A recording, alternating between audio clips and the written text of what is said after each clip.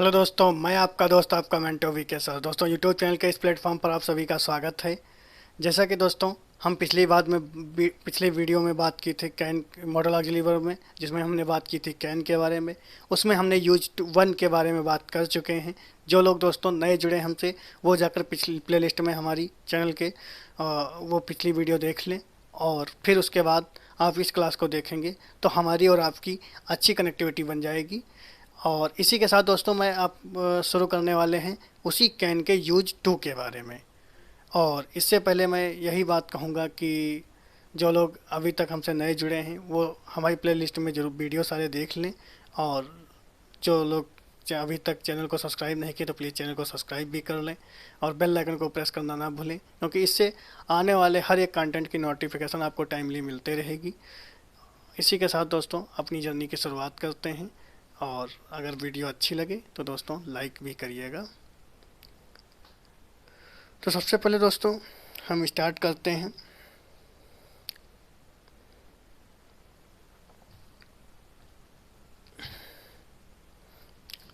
आज बात करने वाले हैं यूज टू के बारे में, यानी यूज ऑफ कैन के यूज टू में। वन की बात हम कर चुके हैं फर्स्ट स्लाइड में, यानी फर्स्ट इसके पहले वाली वीडियो में। तो दोस्तों हम यूज टू में क्या देखेंगे, जब पास्ट टेंस में किसी कार्य के होने की संभावना, यानी जब किसी पास्ट टेंस में, जो बीते हुए कल में, यानी जब पास्ट टेंस में किसी कार्य के होने की संभावना का भाव तो प्रकट होगा, यानी उसका भाव तो प्रकट होगा कि ता थे या था, इस तरह के वर्ड तो आएंगे। कहने का मतलब है ये, किंतु वह कार्य हो ना हो, मतलब वह कार्य पूरा हुआ है या नहीं हुआ है, अर्थात अनिश्चितता का भाव, अनसर्टेनिटी का भाव प्रकट होता है, तो ऐसे सेंटेंस को हम can plus have plus V3 यानी वर्ब की थर्ड फॉर्म का प्रयोग करके हम उन सेंटेंसों को पूरा करते हैं।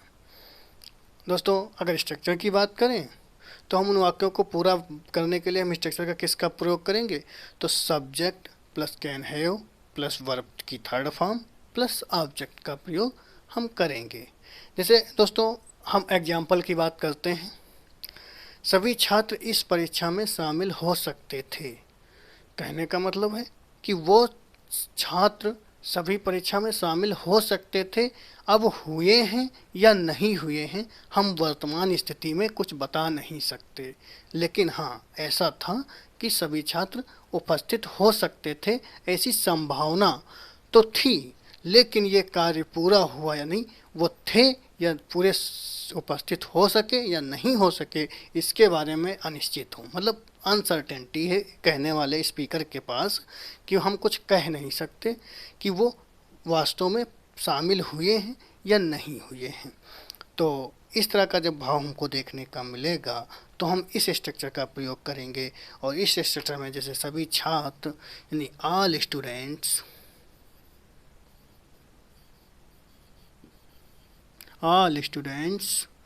अब कैन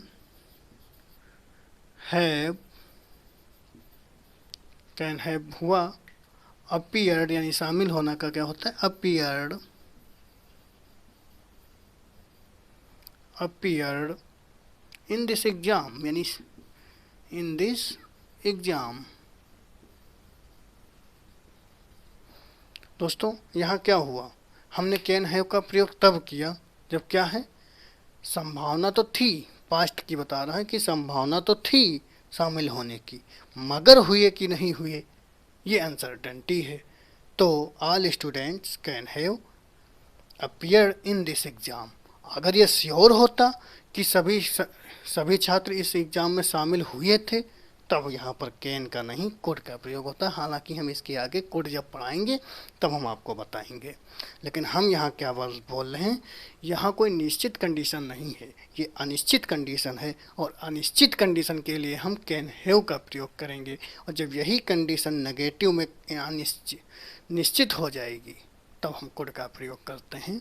ये हम आपको आगे जब बताएंगे तो आप समझ सकेंगे, लेकिन यहाँ पर हमको फोकस क्या करना है कि इस वाक्य में अनसर्टेनिटी है, यानी स्पीकर जो बताने वाला है, कहने वाला है, वो ये नहीं कह सकता है कि सारे बच्चे शामिल हुए थे या नहीं हुए थे। संभावना तो थी शामिल होने की, लेकिन हुए थे का हिडन अर्थ क्या भी साथ में निकल रहा है कि सभी बच्चे शामिल हुए थे या नहीं हुए थे, ये स्पीकर के पास कोई इन्फॉर्मेशन इसकी नहीं है, इसलिए हमने कैन हैव का प्रयोग किया है। दोस्तों समझ गए होंगे। दूसरा एग्जाम्पल हम देखते हैं। सरकार जल्द ही एक नई शिक्षा नीति लागू कर सकती थी। यानी स्पीकर क्या कह रहा है, यानी कोई वक्ता या कोई कहने वाला क्या कह रहा है कि सरकार जल्द ही एक नई शिक्षा नीति लागू कर सकती थी। अब ये स्पीकर श्योर नहीं है कि सरकार ने उस शिक्षा नीति को लागू किया था या नहीं किया। अब इसके बारे में श्योर नहीं है, तो जब श्योर नहीं है तो हम इस सेंटेंस को कैसे बनाएंगे? Government can have implemented a new education policy soon. तो हमने यहाँ कैन हैव का प्रयोग इसलिए किया क्योंकि स्पीकर ये जानता तो था कि सरकार नई शिक्षा नीति लागू कर सकती थी, लेकिन वो लागू किया या नहीं लागू किया, इसके लिए स्पीकर ये श्योर नहीं है। जब श्योर नहीं है तो हम कैन हैव का प्रयोग कर देंगे।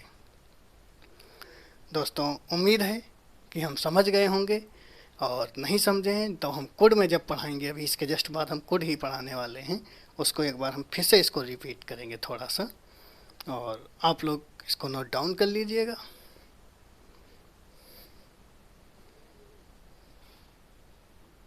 दोस्तों हम अपना अब आगे नेक्स्ट यूज रहेंगे, यूज नंबर 3। यूज नंबर 3 में दोस्तों क्या होता है, इनफॉर्मल टेंस में परमिशन लेने के भाव में भी कैन का प्रयोग किया जाता है।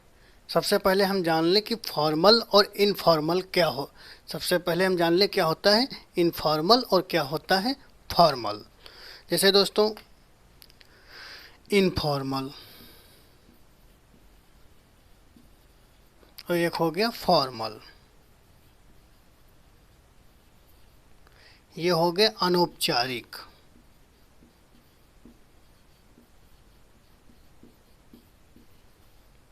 और ये हमारा फॉर्मल क्या होता है औपचारिक।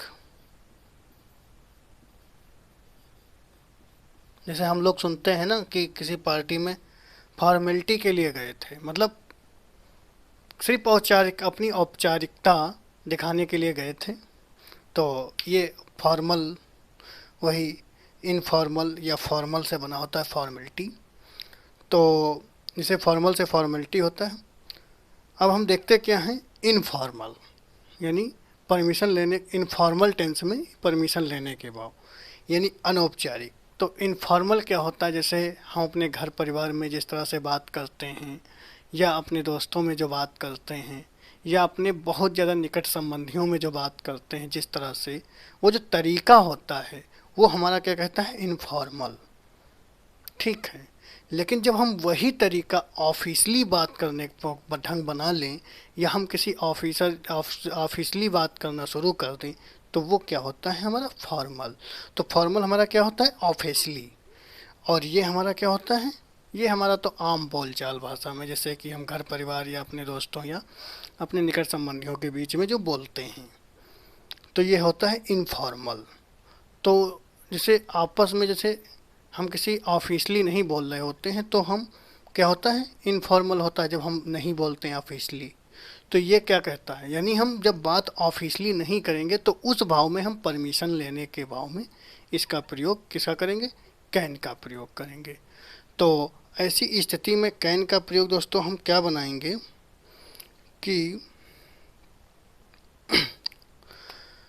क्या मैं आपके घर पर आज शाम आ सकता हूँ। अगर वाक्य टेंस को लिया जाए तो क्या मैं आपके घर पर आज शाम को आ सकता हूँ, ये हमारा टेंस है। और ये कैसा टेंस है, इनफॉर्मल टेंस है, यानी किसी दोस्त या फ्रेंड से बात कर रहे हैं उस तरह से ये हमारा वाक्य है। तो हमारा वाक्य कैसे बनेगा, तो हमने बताया ना कि इनफॉर्मली जब टेंस होगा तो हम कैन का प्रयोग कर सकते हैं, यानी कैन का प्रयोग करते हैं। और हमारा ये क्वेश्चन मार्क वाला है तो हम कैन को पहले ला के रख लेंगे। कैन और सब्जेक्ट क्या है, सब्जेक्ट क्या है आई, यानी मैं, कैन आई, और आना के वर्ब हमारी क्या है, come. Can I come your home, क्या हो गया, can I come your home. तो फिर आज शाम की क्या हो जाएगी, टुडे इवनिंग।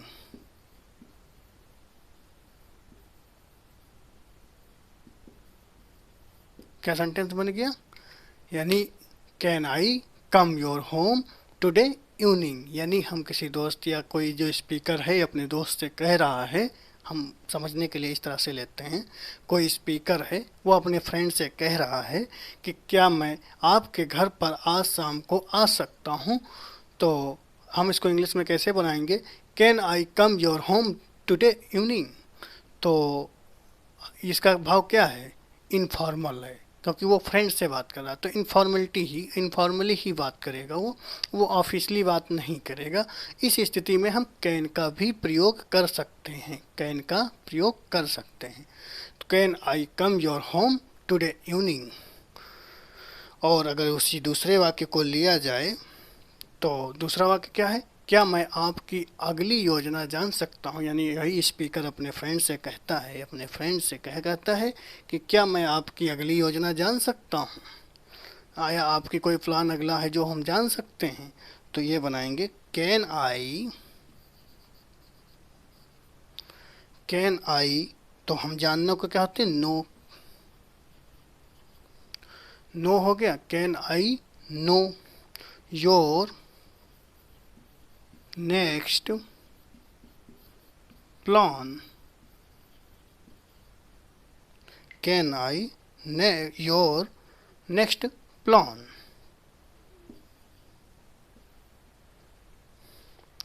तो हमने जाना कि जब हम परमिशन के भाव में, लेकिन वो परमिशन कैसा होगा, जब इनफॉर्मल टेंस होगा। अगर ये फॉर्मल हो जाएगा या ऑफिशियली हो जाएगा तो हम कैन की जगह पर मे का प्रयोग करेंगे, क्योंकि ऑफिशियली में हम मे का रिक्वेस्टफुली मतलब हम्बल रिक्वेस्ट करते हैं तो हम मे का प्रयोग करते हैं। हालांकि जब मैं आपको अगली बार मैं पढ़ाएंगे उस चीज़ में आपको हम बताएंगे, लेकिन हमारा टॉपिक क्या चल रहा है, use of can. Use of can चल रहा है, इसलिए हम यहाँ पर केवल हम कैन की बात करते हैं और हम कैन पर ही अपना फोकस करेंगे। क्या मैं आपका अगला प्लान, क्या मैं आपके घर पर आज शाम को आ सकता हूँ, तो can I come your home today evening, यानी can I come your home today evening. और क्या मैं आपकी अगली योजना जान सकता हूँ, can I know your next plan. तो ये अपनी इनफॉर्मली टेंस है, इसलिए हम कैन का प्रयोग करते हैं। दोस्तों उम्मीद है कि हम यहाँ तक समझ गए होंगे। अगर हम यहाँ तक समझ गए होंगे तो इसके बाद हम नेक्स्ट हेडिंग बना लें, कुड, यूज ऑफ कुड। हालांकि इसको आप उतार लीजिए फिर हम शुरू करें।